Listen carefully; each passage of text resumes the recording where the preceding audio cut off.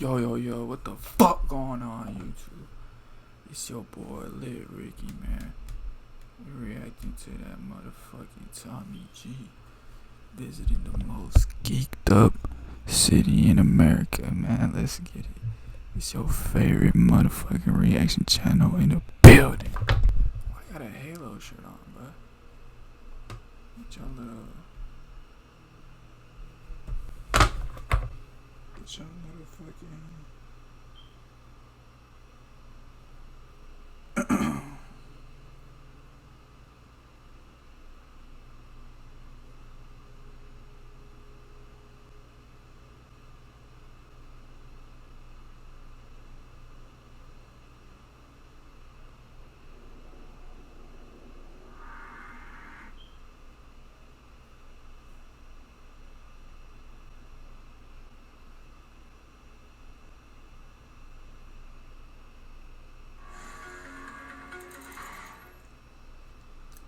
Second, slowly. Bro, 2 ads is crazy.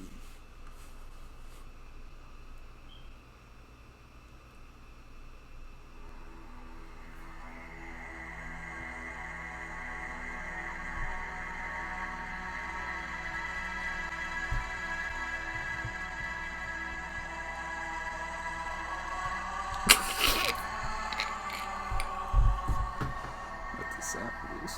Damn, she got 6.8 million views, bro. I know y'all niggas. Some of y'all niggas putting this on the speaker, bro. No.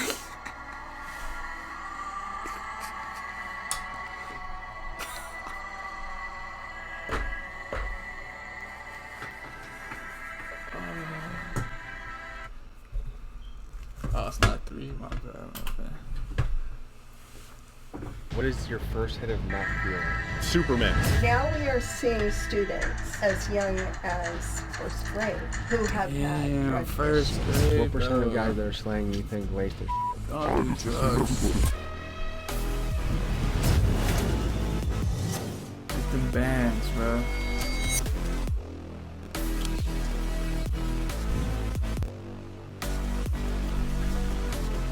Online it says that Omaha is the most drug-addicted city in America. Does that surprise Get a job and it is harder to do drugs.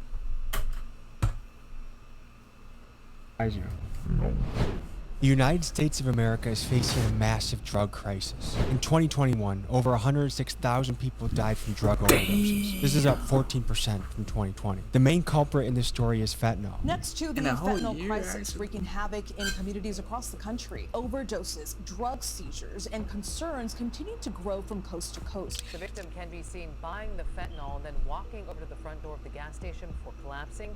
A snapshot of America's fentanyl crisis. An average of one person every Better 10 stay hours away dies from in me. this city Nah, of a just- fentanyl overdose. A lot more people are Nah, dying, nah. and it's in Nah, that a was out of lot pocket, of bro. the I'm drug sorry. supply, and people are doing it without knowing they're doing it. Fentanyl was created in 1959 by Dr. Paul Janssen to be a more efficient alternative to morphine, and it's used in stop hospitals to taking help with fentanyl, surgeries bro. and That pain shit- management. nah. Due to its That shit probably don't even smack, bro. potency and how cheap it is to produce, drug dealers cut their really products with fentanyl, fentanyl bro. to stretch it and make it stronger. The journey of fentanyl to the United States is as follows. Much of it is created in China and India, I and remember it's one sold time to I Mexican smoked a criminal fentanyl organizations fucking like the Sinaloa cartel. It's card then that shit smuggled was across the border, disgusting. and it's been flooding the American streets. It was an Today, we accident. visit the most I found out drug-addicted like city in 20, America, 20 Omaha, that Nebraska, shit top in the fentanyl. nation for meth, cocaine, marijuana, and heroin. We speak with addicts, people in recovery, drug dealers, Shout out and law Tom. enforcement. Let's hit the streets. Nebraska. Where you be fucking about? It's Nebraska. First, we stop at University of Nebraska, Omaha, to speak with Coalition RX, a nonprofit dedicated to reducing drug use. Ladies and gentlemen, Terry. What are the perks? Nice to meet you too. We're seeing big pharma on the streets, and we're seeing a lot of drugs, mainly fentanyl. And the bad thing about fentanyl is just little I'll be grams smoking to grams, kill you. If you look at a drug dealer like a business operation, what's in it for them to lace things with fentanyl? It's cheap, and it gives you a good kick of high. It's one of the most dangerous drugs we've ever seen. How is fentanyl getting into this country? Does anyone know the source, where it comes from, how it gets here? The drugs are being manufactured in China, and they're being sold to the groups like Sinaloa in Mexico, and then trafficking it across the border. Federal agents found 300,000 fentanyl pills and 11 pounds of fentanyl powder. Authorities say the SUV has crossed the U.S.-Mexico border multiple times. Now we are seeing students as young as first grade who have had drug issues. Oh, Big Pharma, in my mind, they are the people that needed to be held accountable. They've been getting off scot-free, if you ask me. My son passed away when he was 18 from an accidental oxycodone overdose right here on this campus, actually. He had just finished his freshman year on a full academic scholarship here, and from what I can tell, he was experimenting with drugs, I believe because of some stress he was under with grades and different things. And he went to sleep one night after getting some oxycodone from another student, and he didn't wake up that morning. If we meet a drug dealer today that bolsters his business with fentanyl, what would be your message to that That's the reason I drug be dealer? What would you rapping like to say? about weed, because Well, I want him to overdose off weed. It's not really trying to rap about no hard drugs. That's pro rockstar fentanyl. think about their own child or their niece or nephew or the kid next door. Would they want that kid's life to end because of what they're doing to make a buck? They're killing people's kids. Addiction is giving up everything for one thing, but recovery is giving up one thing for everything. How many people in this room has either had a family member or know of someone that has overdosed in their circle? Yeah. Since there's fentanyl in a lot of things, you Yeah, can well, carry naloxone. So what you do is you put it into your nasal cavity. I don't have the test. I and put then this up their nose. You put this part, and That then part. you just push down, and it will spray. Corporal Crane was equipped with the nasal spray Narcan, a prescription medicine that rapidly reverses the effects of an overdose. Thanks, you guys. Take care. Next, we head to speak to a former drug dealer that can give us insights on how narcotics are moving through this area. So we're heading to a trap house in Omaha, talk to a dealer, get inside their head. Tell me about the drug scene in Omaha. It's pretty active right now. I mean, when you hit us up saying that there's an epidemic level, I honestly thought to myself, I was like, well shit, the drugs have always really been here. One of the big things right now is meth, a lot of overdoses. Does that make you nervous being in the game? This made me a little nervous, not gonna lie, because nobody really understands what they're doing nowadays, you know what I mean? What do you view as the impact of fentanyl coming into the game? It's honestly a travesty because it just kills people. So what percent of guys that are slaying you think waste their shit? I just assume everybody, because at the end of the day, when they get it, they themselves sometimes don't know if it's been stepped on or cut or anything, you know what I mean? Tell me about the journey of how drugs get to America and how Omaha is a central point of that. The way I understand it is just because we're on I-80, Interstate 80, everything gotta come and go through here at some point in time. That's why, like, Nebraska, they call it the gauntlet, because we make so many drug busts on the interstate. Have you ever felt bad for a customer? At the end of the day, people are grown, it's their own responsibility to handle their shit, you know what I'm saying? You gotta do the drugs, not let the drugs do you, whatever it is you're doing. What made you decide to get into the game? I did it out of necessity, like out of survival, because I lost my job, a lot of different things were going on, I got in trouble with the law, and I was just trying to figure myself out. And what kind of things went down in this house that we're at? This place, man, everything used to go down here, literally everything. Meth, coke, crack, weed, everything. Like, I got out in 2019, but I went away before it ever even got raided. What was your childhood like? It was pretty regular. Yeah. Do your parents know what you've been up to? Do they know everything? No, but my mom, I love my mom, so she has an idea. Does it surprise you to hear that Omaha is the most drug-addicted city in the country? It kind of does. Big Pharma, what role do you think they play in this whole game? I think they play a big role in it, because a lot of the stuff that people are exposed to wasn't around before now. If you came face to face with a Pharma, mother of someone that had died from drug overdose, what would you say to her? Sorry for your loss. I mean, the person makes their own Bring choice at the end of activists the day. back. Nobody forced them to do that. I feel sorry for them. Is there like a code on the streets, like most dealers won't deal to kids, or do you know of any guys that'll sell to a 5th grader or a 6th grader? I think if anybody got the money, anybody will serve it. I'm gonna be honest with you. If you could retire from this profession, what would you get into? I'd like to do what you're doing. I just want to say, if you want to be a YouTuber, you gotta make more successful YouTubers. Because if there's more success, the more likely you are to be successful. But if there's a low success rate, then your success is going to be at a low level. Next, we head to a part of Omaha where drug addicts and homeless people are living in tents on the street to get their story and hear what their life is like. Omaha is known as the most drug-addicted city in America. Omaha, I'm with the Omaha's outreach fuck. program. I'm a psychologist. Fentanyl is the worst thing in the world. They used it when they put you under to do surgery. They quit using it. Well, then it disappeared off the docks. It went to Mexico. It comes back to the United States. They stomp on it. What stomping means, they mix it with other things. Young cats like you get. What can you tell us about life here? Difficult, hot, resources are slim. Do you survive out here all day? Yeah, I'm here 24/7. What gets someone to a point that they're willing to be outside in a tent in 90-degree heat? To get away. Sometimes it's better Cowboys to be be out getting there high as fuck. than it is to be in an abusive situation. And guess what? It could happen to you two guys too.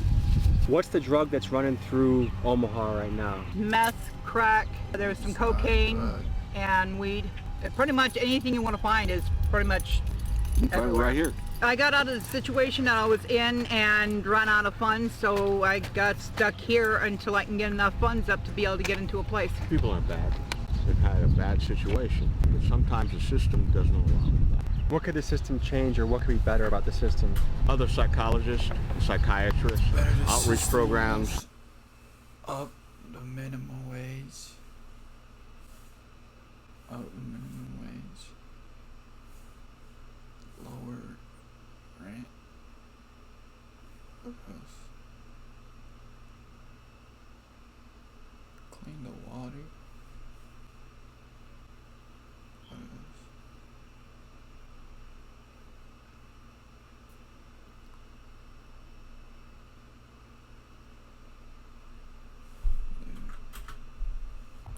Send some more stimulus because I didn't get my first one. Hospitals where they can take their medication, etc., etc. I get They no can live stimmy. a normal life. This is kind of the Skid Row of Omaha, I would say.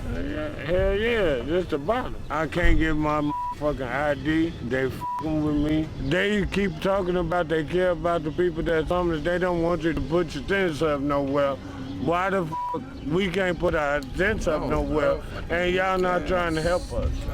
I had suspicions about this guy, so I called the Sienna Francis house to see if he worked there. They said he was not a psychiatrist on staff. He was a patient. Today we meet John, a former addict helping other people on the path to recovery outside the Sienna Francis house, which is a place leading the charge in helping the homeless, but also one of the highly concentrated areas of drug addicts in the city. It's a sketchy place that plays a central role in this story. The most drug-addicted city in America is arguably Omaha, Nebraska. Does that surprise you to hear? That's the first time I've heard that. I know it's bad here, the fentanyl epidemic, the opioid crisis. I know it's known for the methamphetamine use, but yeah, it's getting worse and worse. So I've got a for-profit counseling agency, Halo Counseling Center. I've been doing that for about the last 8 years, started that in 2015. So we do a lot of work with like the criminal justice system. Most of our referrals come from probations, drug courts, veterans courts, things like that. It's insane. I mean, our business just continues to grow. I started off with just me, myself, and I, and now we're up to 8 counselors, 5 offices, and we still can't keep up. What got you into this? So I got my own history. In 2006, I was out on the streets smoking meth. I was involved in a raid September 11, 2006, and was arrested, charged with conspiracy to distribute 500 grams of meth. So I was just with the guy that was doing it, basically. I was his right-hand man. So That's where it started for me, where my sobriety got started, was that treatment facility right there. Used to be a lot of tents out here, and if we end up walking down farther that way, you'll see a lot of tents and everything where the people choose not to go into the shelter. You know, they're either not ready yet or it's just not for them. How did you become sober? I got arrested, which is my sober date, August 26th of 2020, and arrested for methamphetamine. I went to jail for 6 months, and I've been battling drug addiction for probably the last 10 years. And so I was arrested, sat in jail for 6 months. I came over here. I was here for 7 months, and then went to the halfway house, and then just been trying to get my life back. It's a fact. together slowly but surely. It seems like jail is a lot of people's sober day. Yeah, absolutely. Some sort of higher power, man, that gave me the option to do a program that we offer here, and if I graduate that program, I get the felony removed from my records. Once I got into jail, it was almost a sense of relief because I had attempted sobriety, you know, some feeble attempts, didn't really reach out to get any real help. Then when I was charged federally, then it just became a fear factor. Once you see the United States of America versus John Sapensky, that tends to tighten some things up in the old body there. What does your first hit of meth feel like? Superman, euphoria, energy. I was at work, I was mowing lawns, and I had a hangover from the night before, and my boss was like, dude, what's wrong? What's going on, man? Usually, you know, you're doing a good job at work. Man, I got a hangover, I feel like crap, you know, whatever. He's like, go talk to my brother. So I went and talked to the brother. He pulls out a bag of meth, took a big old snort, and I'm mowing lawns like nobody's business. I'm running around with a weed eater and just tearing people's lawns apart. It was glorious. So it started out pretty innocent. Yeah, within weeks, I'm staying up for days on end. It's 3 o'clock in the morning. More dope. Morning, I gotta work at 6. I need to get more dope. Can't find any more dope. Can't go to work, and the cycle began. My first experience with it was I was using marijuana at the time, and my friend came over, and I took a hit of meth, and it really didn't do anything for me then. I don't know if it was because I was already prescribed amphetamines, legal amphetamines. And then years down the road, after I got into some trouble in a different city, I was on probation and I was kind of trying to be clean, and the girl said to me that I was seeing at the time, she said, well, this will make sex better. Of course, I'm all for it. You know, if it's gonna make sex better, why not? How'd you find your way here? What's your story? I got in trouble with the law. I was addicted to meth for like 13 years. What was your first introduction into meth? How'd you start that? When I was 16 years old, we used to drink a lot with my friends and stuff, and I got introduced to it one night. It was like something to stay awake, to party more, and then it became like an everyday thing. I went to jail. How long did you serve? I was in there for 3 months. Did that help you on the road to sobriety? If I would have got out and just went back on the streets, I'd probably be back on drugs right now. What should the punishment be for a dealer that's selling people meth? Definitely jail time. What was the low point of your meth journey? Right before I came here, I lost custody of my girls. I lost the love of my life. I'm facing like 17 years in prison right now. If you're struggling with drug addiction, you got to find your higher power. You got to believe in something higher than you. If you need help, it's always nice to reach out to somebody that you love and tell them the problems you're going through. Our next stop is talking to drug dealer Shakedown, who is currently facing federal time for her narcotics operation. We wanted to talk to someone that had hands-on experience with fentanyl. Here's what we learned. How would you describe yourself? Just try to get $1, take care of my people. So what are you currently up against right now? Facing about 9 to 10 years, manufacturing methamphetamine, fentanyl, cocaine. I've spent 5 years already in prison. You know, I mean, this is federal time, so it's gonna be different. Do you think there's any shot of beating the case, or what are you looking at? No, I don't think so. It's nothing that's gonna stop me from going to prison for some time. I ain't started, really hustling, like selling narcotics and whatnot until 3 years ago, 4 years ago. Before that, I was hitting licks, like robbing people, going to people's cars, going to people's houses, doing what I could to just stay afloat. I was introduced to selling drugs, and I was like, damn, I ain't gotta beat nobody up no more. I ain't gotta do all this. You know what I mean? I ain't gotta do all this, put my life at risk, put your life at risk. You know what I mean? You put people through that, you put people's kids through that. Have you ever felt bad for a customer? Before I ever started selling fentanyl, I lost my girlfriend. My girlfriend before this, I didn't give a I was like, if I'm gonna lose somebody, y'all gonna lose somebody. I kind of like numbed up after a while, like. What are the drugs that are going through Omaha right now? Like, what are the biggest drugs that people are selling? Fentanyl's super heavy right now. They don't even want heroin no more. Fentanyl is synthetic heroin. That's what they're going for. They want that shit immediately. What was your childhood like? I was in the system. I was locked up. Like, I've been locked up since I was 14. What were you booked for? Distributing and conspiring to confederate methamphetamine, fentanyl, and cocaine over 400, but less than 700 grams. How much money does all that cost? That'd be like 50,000. And then what can you flip that into? You get 50,000 straight up, but you ain't find people, you gonna flip that to 150,000 easy. The first hit of fentanyl, what is that like? You are constantly a person that deals with trauma and traumatic situations. It's down for a minute, you know what I mean? Do you think most drug users and even drug sellers are running away from trauma, and drugs are kind of the way to like patch up the pain? Hell yeah. I feel like it's never the drugs, it's the experiences that you've been through that made you, gravitate to that. Earlier this morning we met with the mom of a kid who overdosed, and it's just her son's death has impacted. It isn't. You gotta find other things that make you happy and give the same effect as a drug. There's not a lot, but you gotta find them. And the ones that are hard to obtain, you gotta find a substitute for. It works. The whole family had a trickle effect. What would you say to the parents of people that have overdosed? I've been through it, so it's like I don't, you know what I mean? People make their own choices, and you just gotta stop them from making those choices, not by telling them what to do. What's the youngest person you would say that has come to buy drugs from you? 13, 14. What does it cost for a serving of fentanyl? If you buy it in bulk, I can get it for $1.25. And what do you sell it for? $30. I wish you the best. I appreciate it. Tell me a little bit about your story. Well, I was living out in Omaha, and the perk 30s were really huge, and that's how I started using, you know. I've heard that in rap songs. Yep. Perk 10, I just popped a perk 10. Perk 30, I just popped a perk 30.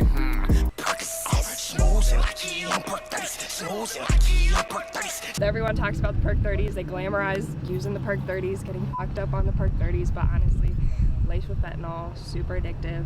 A lot of it is the chemical dependency in your body. It's not so much you wanting to get high anymore, it's your body physically needs it. My drug addiction really took everything from me. The number one thing on my mind all the time was getting high and using. How long have you been clean for? I've been clean for 70 days. What is your plan to make sure you don't fall back?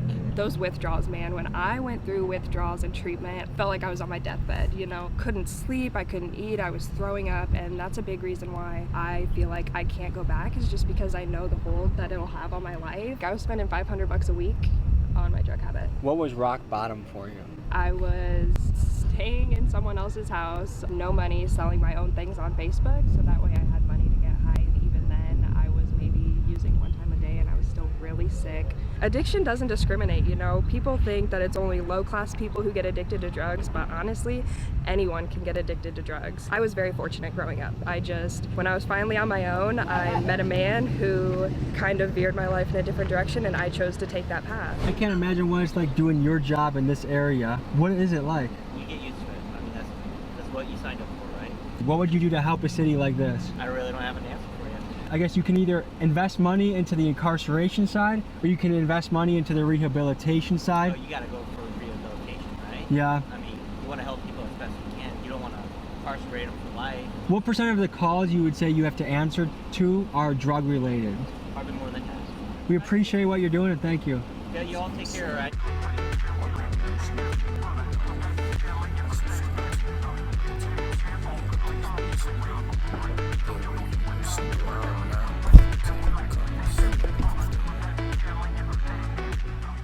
Folks, hope you enjoyed this episode. You want to watch another? Here. You want to subscribe? Over here. See you next week. Yeah, didn't you know what I mean?